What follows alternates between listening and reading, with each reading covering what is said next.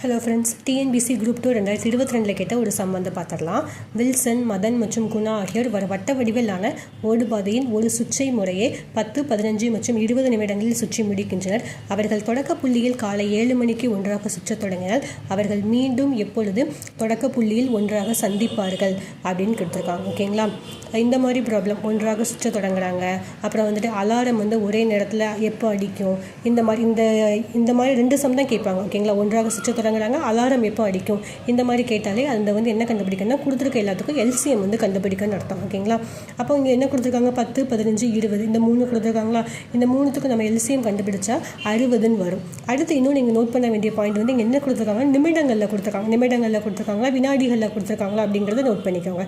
நிமிடங்களில் கொடுத்துருக்காங்க. ஓகேங்களா, 60 நிமிடங்கள்னு வரும். 60 நிமிடங்களில் நம்ம வந்து மணிக்கு கன்வெர்ட் பண்ணால் 1 மணி நேரம். ஓகேங்களா, எப்போ காலையில் அடிச்சிருக்குன்னா ஃபஸ்ட்டு காலையில் 7 மணிக்கு வந்து ஒன்றா அடிச்சிருக்குது.